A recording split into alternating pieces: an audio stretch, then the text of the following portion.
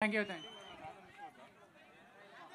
గౌరవనీయులైన వేదికలు అలంకరించినటువంటి సీఎం జగన్ గారికి, మా గ్రామమైన ఆర్లగడ్డ ఎమ్మెల్యే గారికి నా యొక్క నమస్కారాలు.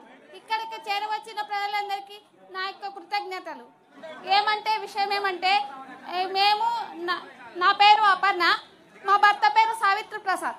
మా భర్త శిల్పకళా మందిరంలో పనిచేస్తున్నాడు. ఆయన ఏం చెప్పాడంటే, ఆయన ఆర్టిస్ట్ కాబట్టి సీఎం గురించి మాట్లాడడానికి అవకాశం ఇస్తున్నా అని చెప్పారు. మాకు ఒక చంటి బిడ్డ ఉంది. మేమిద్దరం అయినా మ్యారేజ్ చేసుకున్నాం. కానీ ఈ జగనన్న పాలనలో ప్రభుత్వ పథకాలు అన్నీ మాకు అందాయి. ప్రభుత్వ పథకాలు మాకు అందాయి. జగనన్న పెన్షన్ కానీ, పేదలకు పక్కా ఇల్లు కానీ, మా గృహంకి వచ్చి నాతోనే ఎమ్మెల్యే గారు మాట్లాడితే మాకు ఒక స్థలం లేదు, మాకు ఇల్లు లేదంటే మీ విషయాన్ని పక్కన ఇల్లు ఇస్తాం సార్, ఈ ఎన్నికలు అయిపోయిన తర్వాత మీకు మాకు ఒక ఇల్లు గృహాన్ని ఏర్పాటు చేయాల్సిందిగా కోరుచున్నామని అడిగితే పక్కగా వచ్చి 24 గంటల్లో ఇంటి దగ్గరికి వచ్చి వికలాంగులతో మాట్లాడి, మేము వికలాంగులం అనుకోకుండా ఒక సకలాంగులను అని చెప్పేసి ఇక్కడ కూడా సార్ వాళ్ళు గేట్ ముందర నుండి రానియకపోతే అక్కడ సార్ వాళ్ళ ఇద్దరు వికలాంగులమ్మా. అన్నా నమస్తే అన్న. నువ్వంటే నాకు ఎంతో పిచ్చో నాకు తెలుదన్నా. జగనన్న అంటే నరాల్లో ఇమిడిపోయిందన్నా. నేను ఒక వికలాంగుడిని. నా భార్య ఇప్పుడు మాట్లాడింది, ఆమె కూడా వికలాంగుడేనా. నేను ఎంతో కష్టపడి మిమ్మల్ని చూడాలా, మిమ్మల్ని అసలు ఒక్కసారి కలసాలని, ఒక ఫోటో దిగాలని నేను ఎంతో తాపత్రంతో పడి వచ్చినానన్నా. నాది మిట్టపల్లి అన్నా. అన్నా మేము ఇద్దరం చదువుకున్నామన్నా. మొన్ననే మేము టెట్ కూడా క్వాలిఫై అయినాము. మాకు ఇద్దరం వికలాంగులం అయినందుకు మాకు సరే 3,000, 6,000 రూపాయలు పింఛన్ ఇస్తున్నావన్నా నువ్వు. అంటే ఈ 5 సంవత్సరాలలో 3,50,000 రూపాయలు మాకు అందిందన్నా. చాలా సంతోషం అన్నా.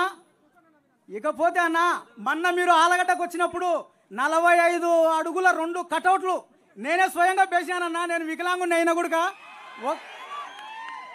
దాని దగ్గర నా దగ్గర ఫోటోలు కూడా ఉన్నాయన్నా.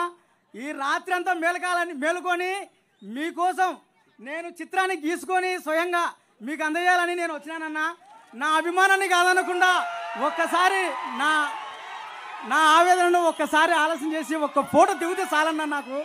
అదే సంతోషం అన్నా. జగన్ అన్నా నేను మిమిక్రీ ఆర్టిస్ట్ కూడా నన్నా. ఒక్క డైలాగ్ చెప్తాను, మీ మాట ఒక్క మాట.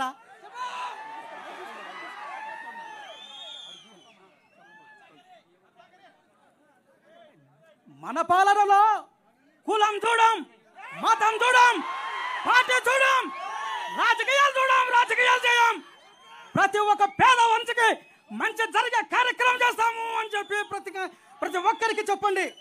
అన్నొస్తున్నాడు, మంచి రోజులు వస్తున్నాయి అని చెప్పి ప్రతి అవ్వకు ప్రతి తాతకు చెప్పండి.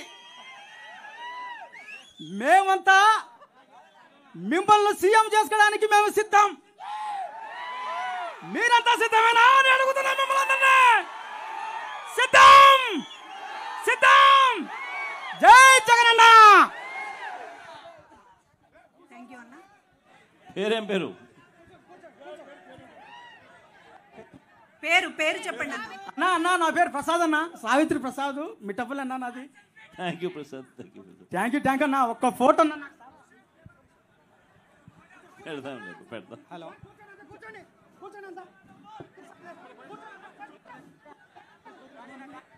హలో అన్న నమస్తే.